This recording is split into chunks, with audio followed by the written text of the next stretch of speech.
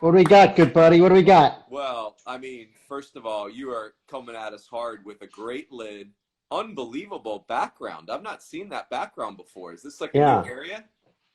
Well, my wife, she stole my office. Once it became apparent that she's never going into an actual office again, I said, all right, we can renegotiate the setup here. So she gets the upstairs office. I moved everything down to the Fit Cave, so I got the command central here. I got the three TVs on the wall. I got my college baseball background. I'm ready to go. Seriously. I was telling everyone while we were waiting for you that you were running polls because you were at a game today, so you had to do your post-game flush. That's right. Yeah. J Bands, all that stuff. You got to. Right. Seriously, we should all be doing bands after we write articles. I mean, it's the stretching. You got to keep the carpals loose, runes. I mean, that's crucial. Yeah, Fitzy, you know how I feel about stretching. I mean, it's like oxygen. Gotta have it. I was always I enjoyed when I did a good stretch, but I was never really a devotee until you started hanging out with us in the press box in Omaha, and Mandatory. you're the stretch leader. You're the man. Right. We are not going to have journalists at the College World Series with bad backs and tight hamstrings. We're not having that. It's too big of a deal for that. That's right. That's right. It really is. You are the spiritual leader, by the way, of the press box, of the D1 Baseball podcast. I hope everyone is enjoying the podcast with I mean, look, this is crazy how much you've elevated our game. We're so lucky to have you. I'm fired up to be on the Michael Patrick Rooney Instagram Live on a Thursday night. Yes. Mike, did I just call you Mike? Who's Mike? That's right. That's what I get called when I get serious problems from mom or Jenny, the wife. Like, if I'm getting called Mike, we got a big problem. Something really bad happens. I got to warn you ahead of time. I'm a little loopy. It's been a long week. I went straight from College of Charleston yesterday to Chapel Hill today. Just getting home from about 8 days on the road. And I watched a great baseball game tonight. I mean, really one of the best college baseball games I've seen in quite a long time. And I'm riding high. I like it. So, and Fitzy, I want to get because we missed you on the podcast this week. So first let's talk about today's game, but I also want to talk about your weekend. But let's start with today's game because, I think we are all starting to feel like regarding North Carolina, #oops, because they look real right now. Well, they entered this thing with a lot to prove. Yeah. I mean, they weren't good last spring.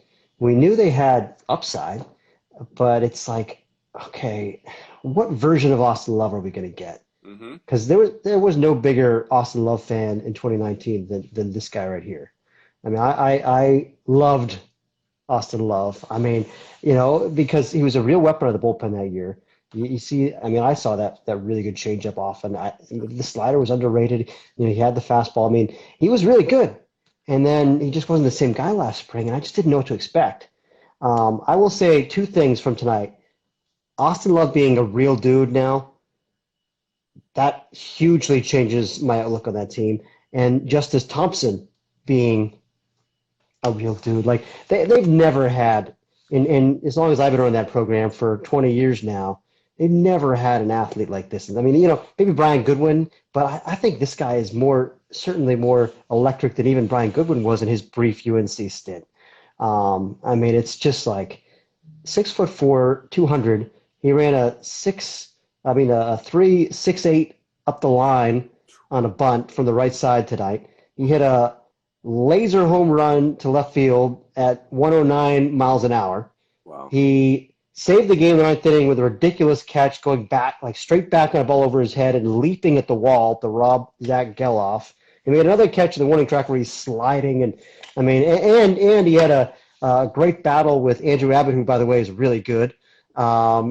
In the first inning, works a count full, goes the other way on a backdoor slider, turns it into a hustle double to drive in the first run. I mean, he did everything. This guy has a chance to be a superstar, Runes. I mean, it really blew me away. And also Austin Love, not to ramble on too long about this, but I mean, he started the season with 12 and a third consecutive hitless innings. So you called the 6 innings last week against JMU. Dominated JMU. And you said he, largely did that pitching off the fastball. And today, I will say, first of all, I've never seen him command the fastball this well. Mm-hmm. I've never, he's always had said velocity, but he's never had that kind of command and life on it. I thought it had, kind of running action to the glove side, a little bit of cut action almost at times. And it was 92 to 95 really for into the 8th inning. Wow. I mean, he held it, man. This guy was a reliever 2 years ago, but he's very physical. You see him; he looks like a workhorse ace. But so that going for him, the changeup runes is. I mean, it's even firmer than I remember. I always remember it being a power changeup, and it's a true changeup grip. It's like he's like a bear claw around the thing, but it comes in at like 88 to 90 miles an hour, and it's just like got that hard sink, and he can miss bats with it, he can get ground balls with it. But it's a real out pitch, and the slider too. I mean, I thought as he went along today, the slider was getting better and better.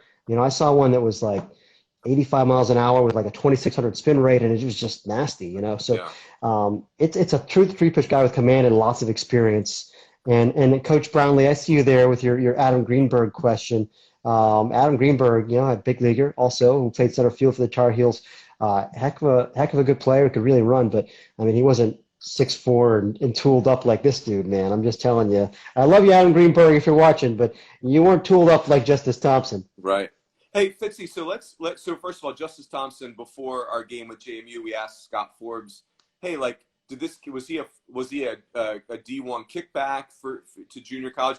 Because again, the comp that I've heard on Justice Thompson is Dexter Fowler. Like, he's that lean 6'4", looks like you could put him like he could be drafted in any sport, really. Like, he could be an NFL receiver, a basketball player, a center fielder. But we asked Scott Forbes, like, was this a kid that just didn't click at a Division I school? He said no. The kid, like Justice Thompson said, because they asked him to say, the obvious question is, how do you, 6'4", crazy athlete, and showing skill, how do you end up at junior college? And Justice Thompson said, I kind of stunk back then. Like, I just got good late. And it's like, okay, well, you really got good. He's and I talked to him on Zoom after the game, and he's got a lot of personality too. Yeah. I mean, look, it's been one game, and he's a lock for the all-fit team. I mean, you can just use Sharpie on that one. He's going to be our center fielder. I don't care if he's too tall for my team. I usually like my short guys. A guy like this, I mean, it's about being fun to watch, and he couldn't have been any more fun to watch. He had, like I said, he had charisma. You could tell. And just talking to him, this guy's fun. He's a fun player. I love it. Hey, let me ask you about Austin Love. So I had him against JMU first start, and the thing that blew me away. Now I did not see very much off-speed stuff, and he was throwing something 83, 84 that I couldn't figure out. Is that really a slider? Because they said the slider was improved, but I was like, well, that's not improved. That's like nasty. Like that's a slider with depth. And he's always had that. He's always had that slider. Like, he'd flash it, I guess. I mean, it wasn't always there, but like, yes. I mean, I remember even 2 years ago, he had like an 84 mile an hour, like legit slider. But it was, and early in the game today, it was decent. He'd mix it a little bit, but like I said, middle to late innings, it's like, it was like a legit plus pitch with, with that changeup. Yeah. So the thing that I loved the most was, he missed a ton. He generated swing and miss the whole time that we had him with fastball. And now he did not hold the velocity for us. He was 93 to 95 early and then quickly settled into 90 to 92. But it didn't matter. No, and again, in fairness to JMU, they bust all day. Like it was American Legion show and go type of thing. But like I think if nothing else, Austin Love's mentality on the mound was so. Like, it's the Scott Forbes era. It's game one. And Austin Love was like, to quote our buddy Kendall Rogers, like, hey, we're getting into a bar fight, you and me, JMU, and I hope you brought your A game because I'm going to throw my fastball in your face until you do something about it. And JMU literally never did something about it. And that's neat to see him do that in game one and then come back in game two. And we're talking about the ACC opener against Virginia. Mm-hmm. This is will be an elite offensive club. I mean, they've got a ton of experience back, and there's veteran hitters here that he just kind of overmatched for most of this game. I mean, like I said, the first hit of the game was in the 7th inning. Zach Geloff, who is their best hitter, Love finally like missed the spot, left the fastball right over the middle, and Geloff hit it to the left side. But I mean, like other than that, boy, I mean, it was just it was impressive to watch, and UVA is they played well. This was, I was texting with a scout who was there after the game, and he's like, "Man, that was great! What a fun game! Like it was just so unbelievably well played on both sides." And I heard a couple of scouts kind of say the same thing. Everyone was kind of giddy, because you don't see a ton of games like that where you go at this level, college baseball level, where you walk in and it's like a crisp, like 2.5 hour game, and you get high level plays on both sides. I mean, Andrew Abbott was really good today. I mean, it was the same Andrew Abbott I've seen in short stints, except stretched out for 7 innings, Right. It was like 90, 91, 92, touch of 3 or 4, and got that hammer curveball, and got the quality changeup. I mean, and he competes his tail off, and he kept them right in that game.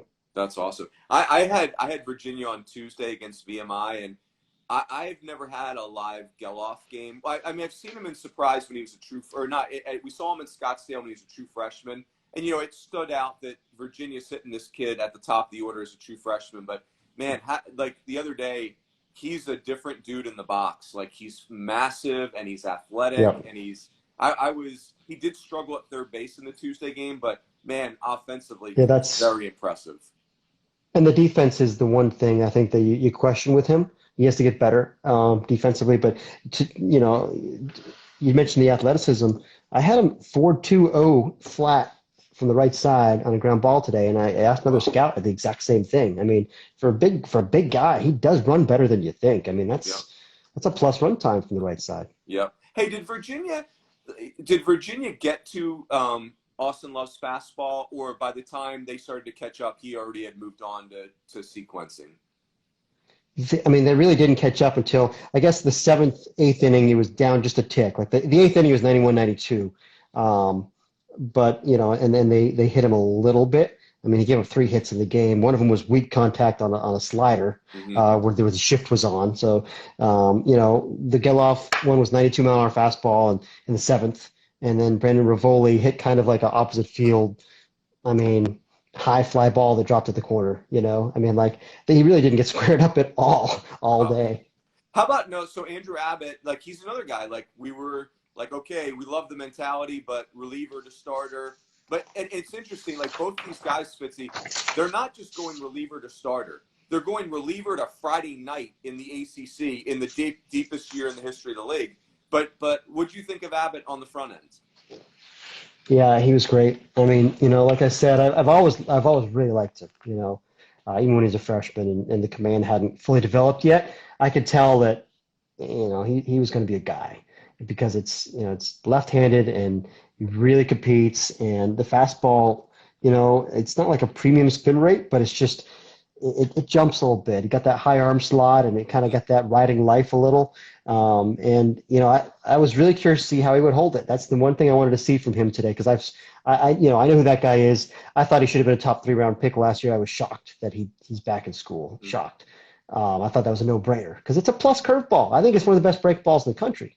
And I saw him in the fall, and he held good stuff for 4 innings. And I was like, okay, well, can he do it longer than that? And he did. It was still 90-91 in the 7th, and the curveball at that point had a little less power to it, but had more depth, 76, 78. It was early in the game. It was like 78, 80, so he can still manipulate it effectively with a little bit less power because he's got such feel for it and its high spin rate and all that stuff. And, and he used the changeup really effectively, landed it for strikes and got a lot of weak contact with it. So I think he's a legit Friday night ace. That's covering probably a lot from tonight's game, but it was a great game. It was a great matchup. Yeah. Hey, it's the game. It's one of the, hey, like you were at Florida, Miami, which was, that's an epic series in a lot of ways, but like let's call a fish. It was poorly played. It was not a well-played series. It was just two really good, really talented teams. You're right. I mean, none of the 3 games were well played. Both teams were sloppy on defense. Way too many free bases. All those walks, obviously, for Florida in particular, and hit batsmen. You're right. That's why it's refreshing when you go to a game, a crisp, like high-end game like this. I'm just giddy. It's been a while. Yeah. It's been a while. But, Fitzy, don't you think – so I've had 6 games this year. I've had 5 routes. I've had 5 bad games and one solid game. But I think it's like the story is Austin Love and Andrew Abbott. Like when you have a dude, it's such a great reminder about the importance of mentality. Like, I'll raise my hand. Skeptical of Austin Love, a reliever who didn't throw great strikes going to Friday night, but the mentality part is so important, and it just creates a better game when you have a dude on the mound that just is saying, what are you going to do about this pitch? I love it. It was awesome. Yep. Exactly. Stuff and mentality. And, you mentioned all the blowouts you've seen, and that's something that I'm a little concerned about just looking around the country is how many free bases we're seeing, and I've talked to coaches who kind of feel like, man, that is spot on. It's just, there's it's like a walk epidemic right now, which, in some ways the game has been trending that direction, even at the big league level for a long time now. We've talked about this plenty of times before, but it's all the three true outcomes, right? Walks, strikeouts, or home runs is kind of how the big league game has gone. And our game has followed suit a little slowly. I mean, and I still appreciate the fact that we have more variety in our game than they do in their game at the big league level. But, that said, it's definitely a factor. I mean, velocity, everybody trying to pitch to the gun is a factor. And I think it leads to a lot of these long, ugly games. I mean, at some point, coaches just need to tell these guys, this isn't going to play. Yeah. I mean, we got to win baseball games at this level right now. Yeah. So let's tone it back. Let's throw strikes, and otherwise you're not going to pitch. You're on the bench. It is going to be interesting. I will say that two thoughts on that, and then we'll kind of fast forward to this weekend. The one of the cool things I did see this weekend is I saw a lot of coaches going deep into their rosters purposefully, like a very empathetic, like, hey, it's not just my top 15 guys that missed last year. It's all 40 of these kids. And so as the game started to slip away, I saw a lot of emptying of the bench, which was really cool. And I think the other thing that complicated it was, so now you've got I saw a lot of walks. I saw a lot of errors. You know what else I saw? I saw a lot of deep breaths. I saw a lot of guys with so much adrenaline that they were trying to work through. And so, but I'll tell you, the flip side of this is I did see Oregon State, and I'm going to see them tomorrow night again. And they are very old school Oregon State. Incredible run prevention. Like, they throw guys out at second base. They pick up every ground ball. They fly in the outfield, and they suffocate you with strikes on the mound. And their rotation are legit dudes. I mean, Abel, Jerpy, even Pfennigs, who was just okay, but it's still 6-7 downhill and a little awkward. And so, does he throw enough strikes? Do you think? And will he throw enough strikes? I mean, to kind of stick in that role. I think he will, and I think it's just awkward enough for him to kind of bob and weave. I guess like in fairness, I came away a little disappointed because I just felt like he's kind of been bobbing and weaving for 2 years, and I was just hoping like we were. And again, first start, right? Maybe he was anxious or whatever, but he's not spotting up and probably won't be this year. But he can give them 4 or 5 innings, and they do have depth in the bullpen. I wrote this in my report this week. I mean, Jake Mulholland was vintage Jake Mulholland. I'm telling you, Fitzy, he came in and he disposed of 3 hitters so quickly that I didn't even have good notes. I was kind of upset because it was just like, it's over. Like, it was 10 pitches, 3 outs. Thanks for coming. Go take a shower. It was awesome. So Oregon State is going to be an interesting team because you have to beat them. Like, they are not going to hand you anything. I left there seeing Oregon State like, dang, like, I really dig this team. And that Mulholland report kind of made me – that's one of the things that made me view them a little bit differently. It's like Austin Love. It's like you forget how great this guy was a couple of years ago because he wasn't good was the last year.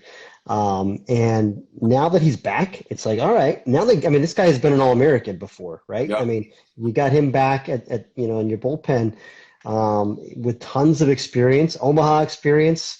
I mean, that's huge. But I thought it was fascinating to read your Runes report this week about all their defensive playmaking ability, because I saw them, if you recall, last spring in Starkville, week 1 or 2 early in the year, and I wrote the same thing at the end of the weekend. It's like, man, this is like an old school Oregon State team that suffocates you in defense. I was in love with, Andy Armstrong like you were. He's awesome. And he's just a really good player.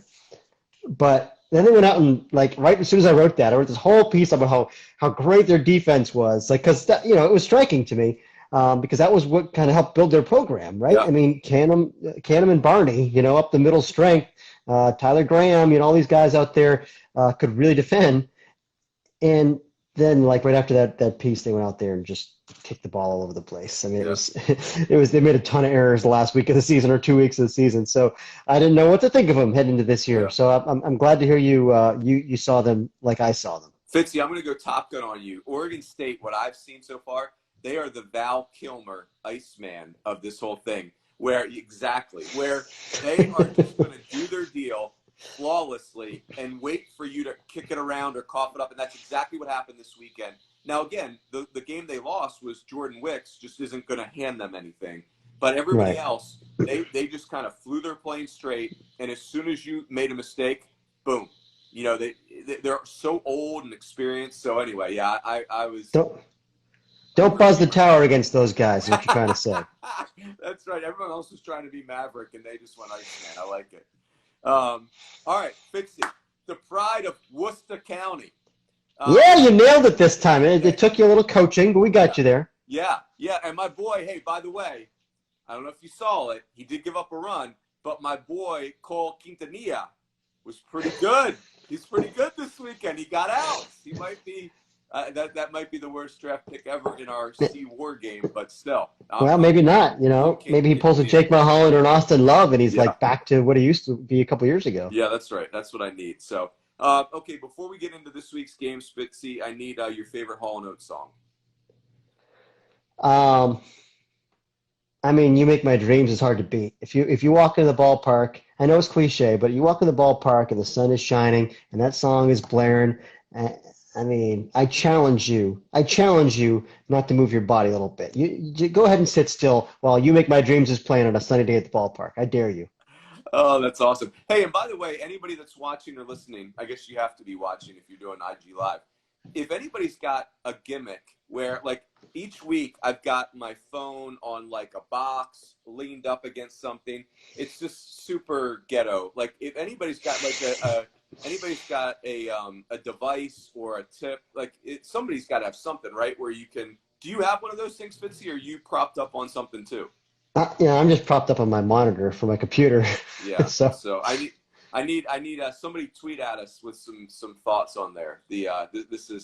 This hoopty thing I got going here is no bueno. So hey, before we talk about the schedule, Coach Brownlee, the hit makers, where are you going to go the rest of the weekend, Fitzy? Do you have your docket? So weather permitting, that's the wild card. I think tomorrow's forecast is very dicey, but I want to see Mason Pelio. He's here in Duke, 10 minutes down the road with Boston College. I think that's a really good, I want to see BC's whole team, but in particular, I want to see Pelio. I last saw him in the ACC tournament 2 years ago. I picked him for ACC Pitcher of the Year. I think he's a real dude, and I think that's a great matchup. I imagine it'll be against Cooper Stinson. Another quality veteran guy who's a prospect. But I would like to see him at Sheehan also, if that's possible. But maybe if there's a doubleheader Saturday, that's how I'll go. But there's also Georgia Tech is down the street at NC State, so I don't know. I mean, we'll play it by ear a little bit. I definitely want to go see Georgia Tech, NC State one of these days also. But it's a good problem to have. We've got a lot of riches here in ACC country this weekend, and I think Wake Forest has Notre Dame, if I'm not mistaken. But I'm going to wait on that one because I just prioritize the others this weekend. You can only go to so many games at once. Yeah. Fitzy, I might be getting ahead of myself, but I got a gut feeling that BC is ready to do something this weekend against Duke. I hate picking against Duke, but I did.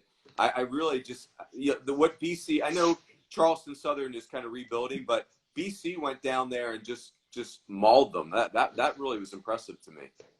Yeah, and the reports that I've heard on Emmett Sheehan were really encouraging. And to me, that was guy, Sheehan. He's their Saturday guy, and I think that's the biggest key to their whole team, because he's got a big arm, and he's kind of one of those late blooming Northeast kids, and didn't throw enough strikes. If you look at his career ERA, it's ugly.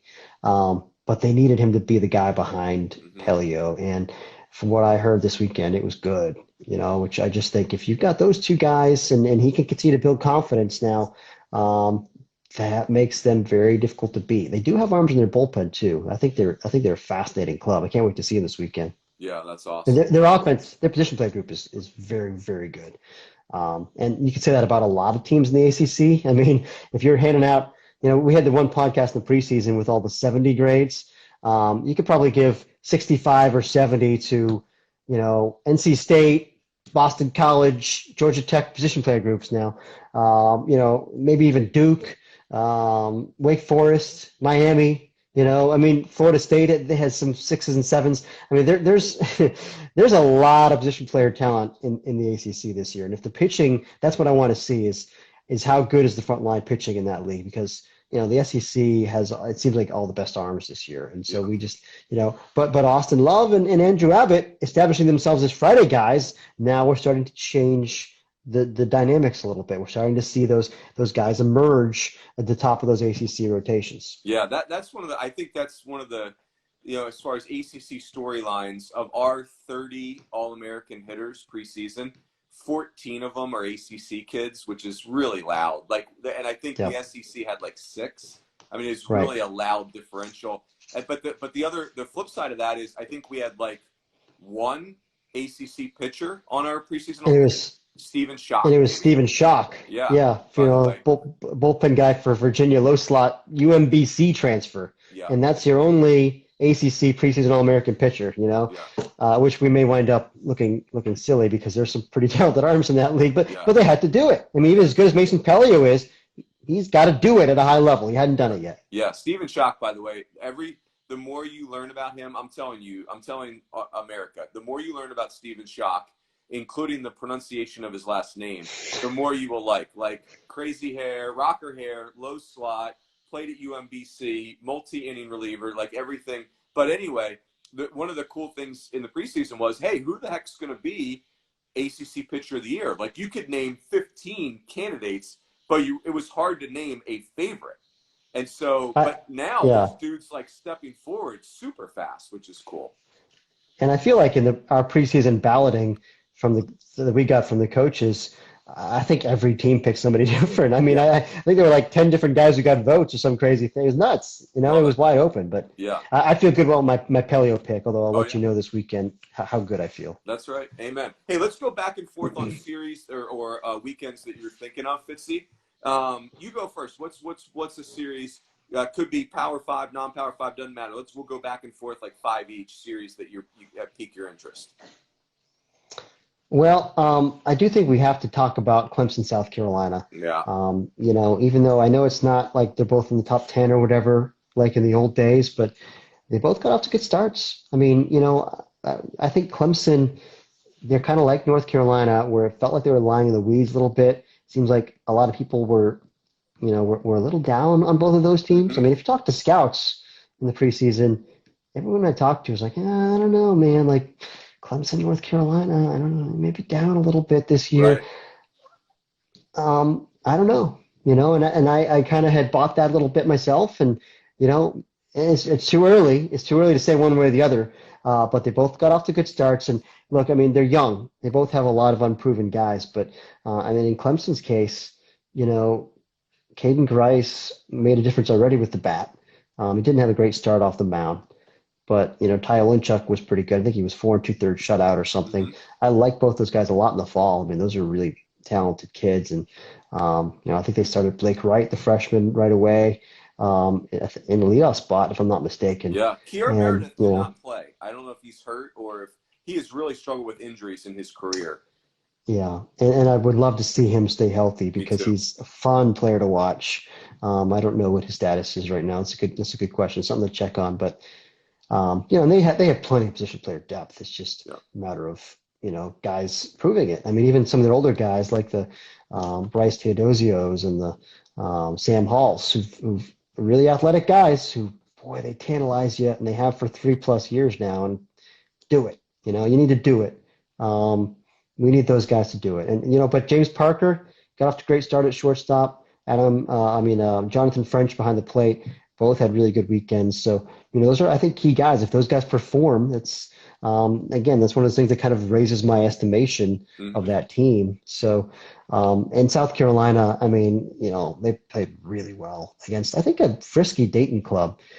Dayton's good. Dayton will be a factor in the A-10. I'd be shocked if they're not.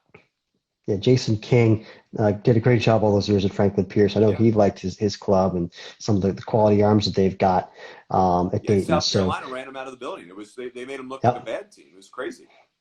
Yeah, and just looking at the box scores, obviously Wes Clark is big time. We all know that he's gotten enough press. Can you give me a comp for Wes Clark, Fitzy? I'm thinking of like Pete Incaviglia playing in a men's league. Is what he's not like? Is he like 6'1", 6'2"? Yeah, I think he's probably, I don't know. He feels bigger. He has a big presence about him. I mean, and he's not like a big fat guy. I mean, he's thick, but I mean. We should just look it up. I want to see exactly what he's listed at. But he definitely I always call him Big Wes Clark because he feels big. Yeah. But he's 6'2", 236. Yeah. So he's just so he's not twitchy. He's kind of like that. No. Looking, like super strong.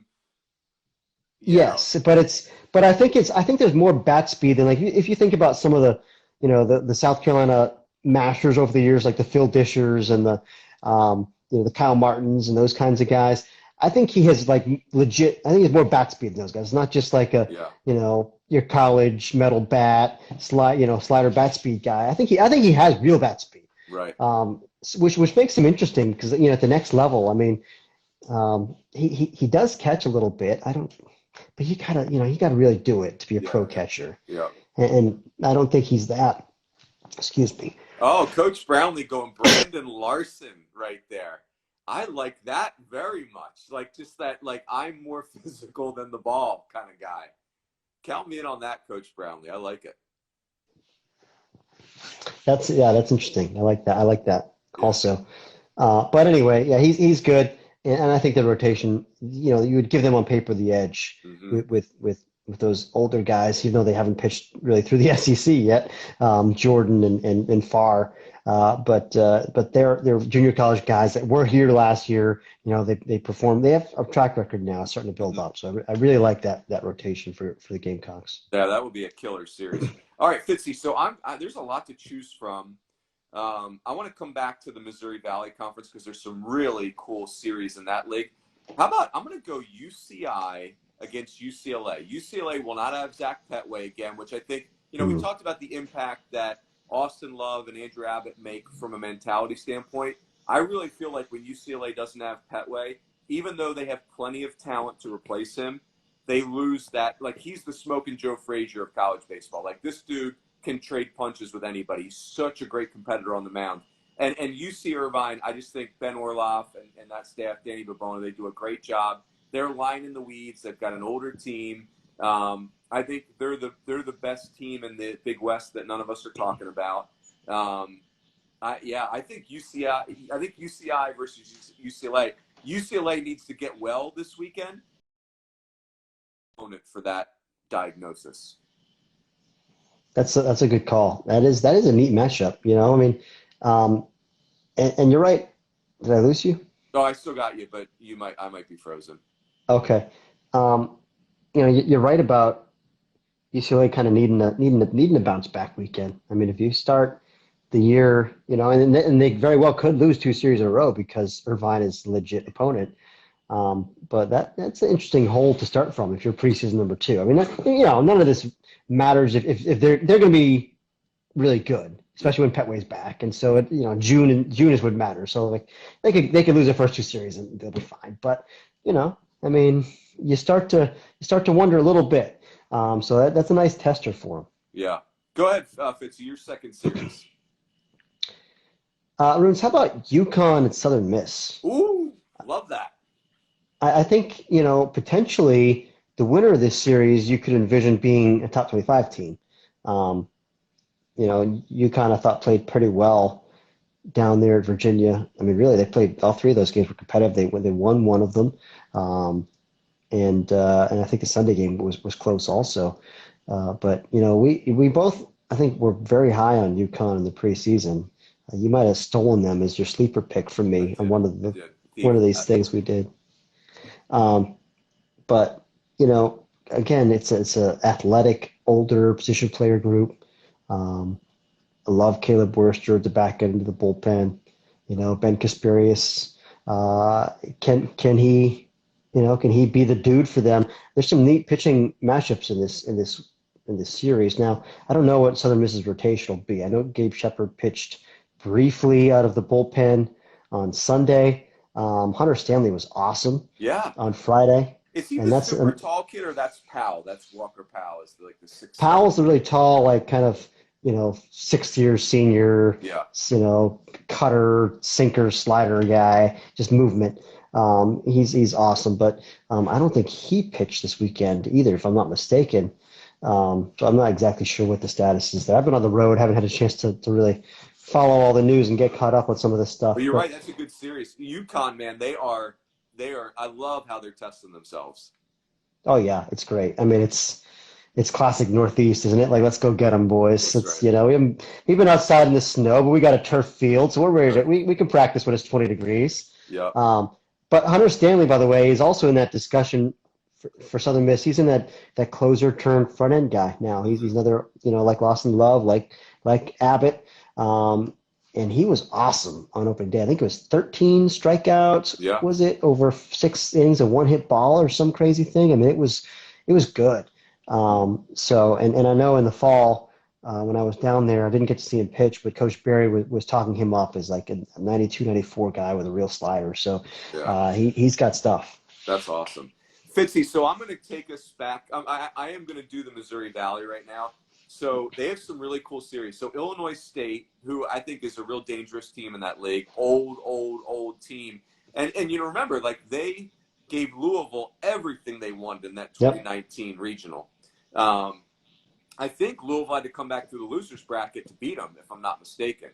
Yes. I think they beat them they went out there 2-0. But okay, so Illinois State's going to Oklahoma State. Gonzaga is going to Dallas Baptist. I think that's a really good series. I had Gonzaga in surprise last weekend. They don't have great depth. When you get to their 8th, 9th, 10th arm, it gets a little. Those kids are more projects and developmental. But if you have to deal with their first 6 or 7, they're gonna be a real headache. And it's an old position player group that really knows how to play. I love that. Hey, Indiana State going to Tennessee. Indiana State is a well-coached team that's got some arms. Those the Valley 3 series are cool. Yeah, the Valley that's you stole one of my series to watch, but that's fine because those are cool matchups. You're right, because Indiana State was my preseason non-field of 64 sleeper. I think Kendall and I had an extended argument about this in our staff chat. Because I wanted to bring in Illinois State. Did I say Indiana State? Illinois State I wanted to bring into the rankings. Into the field 64 in the preseason. Yep. For the same reason you mentioned. They are very experienced and they just sound good. Reading our Midwest guys, I forget if it was Burke or Patrick who wrote them up. I think it was Burke. But they sounded very good. And so I think they could give Oklahoma State all they can handle. And Illinois State did have a good week. They didn't get to play this past weekend. I'm not sure exactly what they did with their arms in the 2 midweek games they played against SIUE. But that's a nice test. You go into a Big 12 team, as a cold weather team from Normal. But I think that's a fascinating series. Yeah. Well, go ahead, Fitzy. Hey, by the way, before I forget, your title of your report, Fitt Bits, outstanding. That's in the 70 to 80 range. That's well done. And that was, thank you. I wish I could take credit. I had a reader suggest a Fitt Bits feature, and I just stole it shamelessly, I like without attribution. But he's one of my favorite readers, and so if he's watching right now, he knows who he is. I love it. Let's see what else we got this weekend. I was going to go with. Are we going under the radar series now, or are we doing whatever you want? Yeah. Okay. We're good. No constraints. All right. So, how about Tulane, Mississippi State? Oh God, you sniped me. That's a good one. Yeah, it's about time I was able to snipe you. I'm actually curious because I know you're plugged in.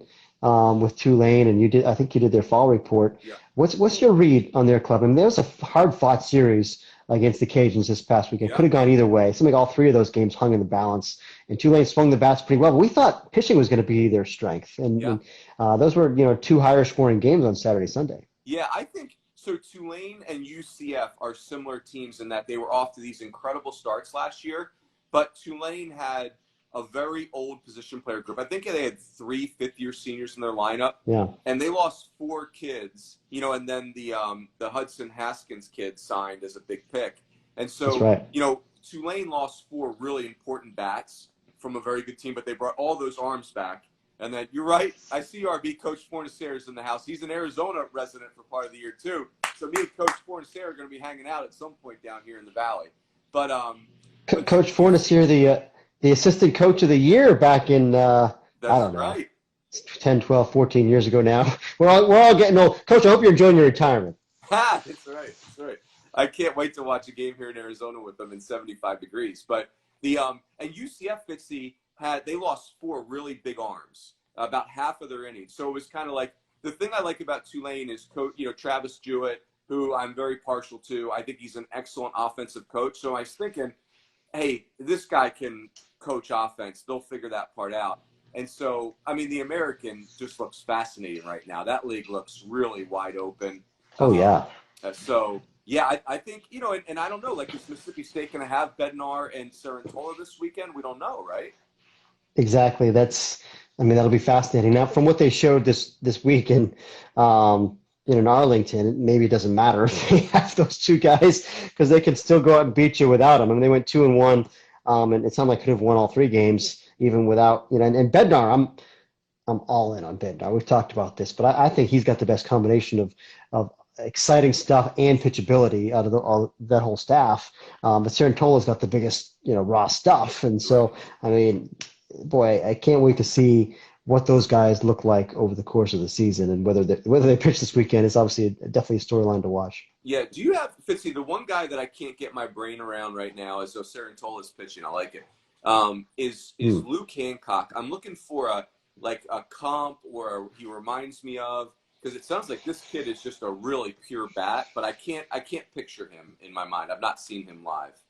You got anybody? Yeah, that's a good one. I should have been ready for that because you mentioned this the other day. Yeah. And I tried to think of a guy. It's just like there's no distinguishing characteristic, right? Like he's not small, but he's not massive. No. He's kind of just a good hitter. It sounds like he's like a tallish, shortish, heavyset, thin guy.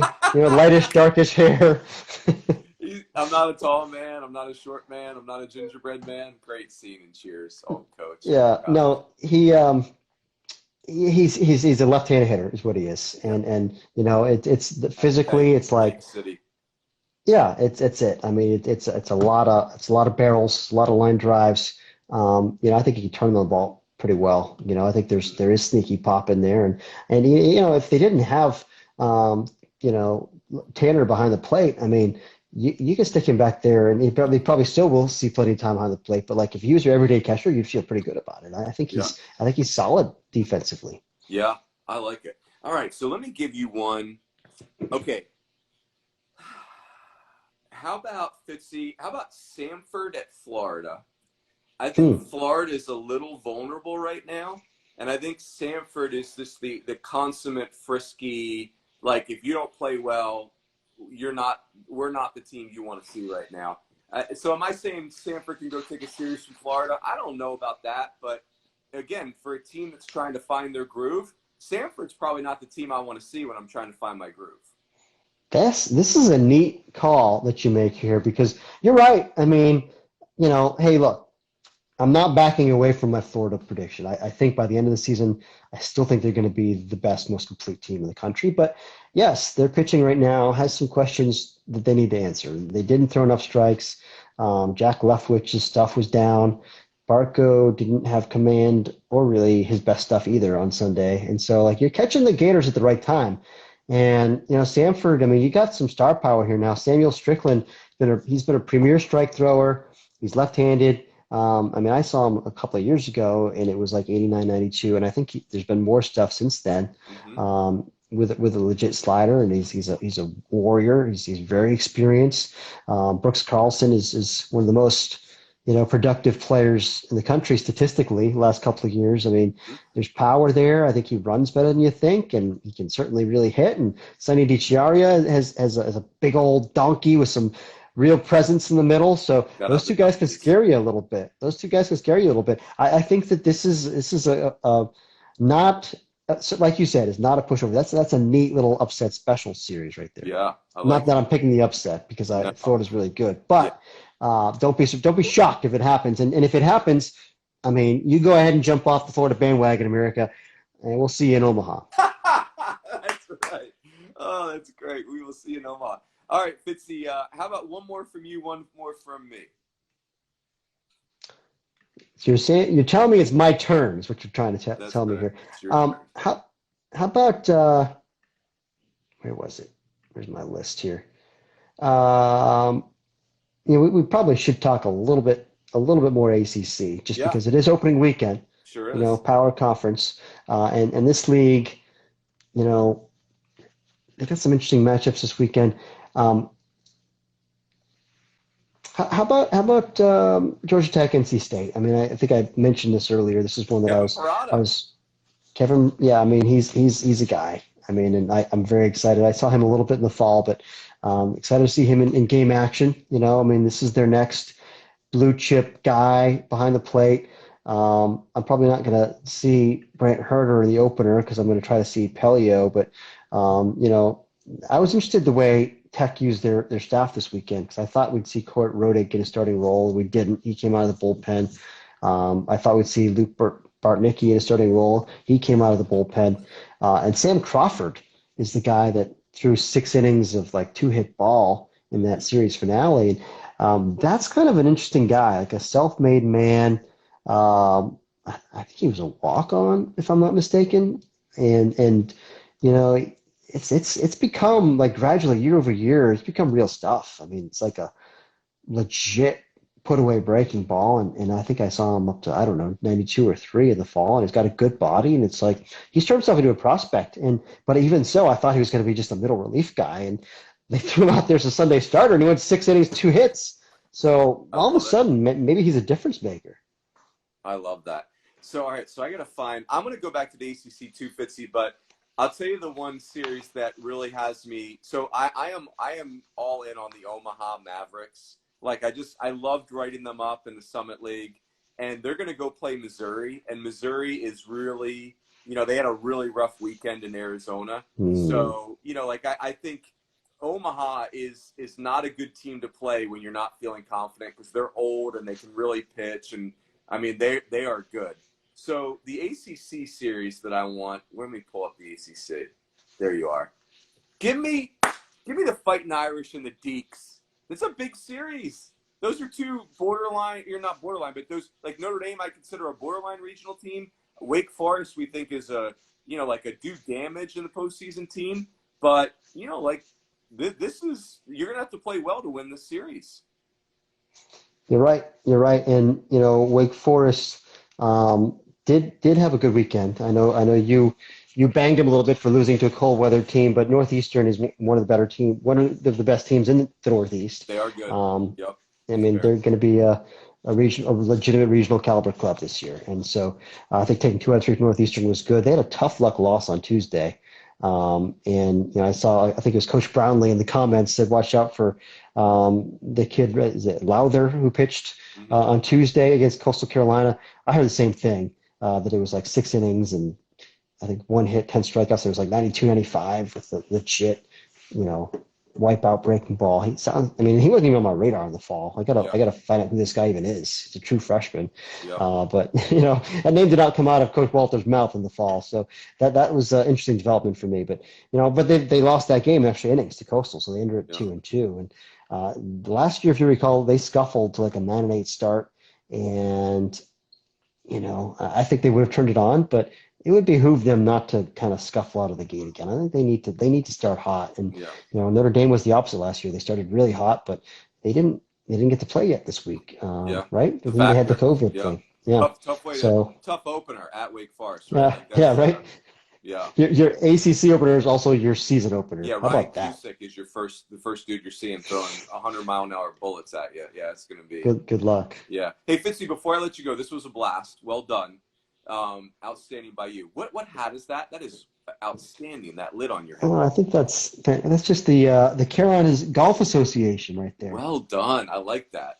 Well done. Got a wide assortment of lavender.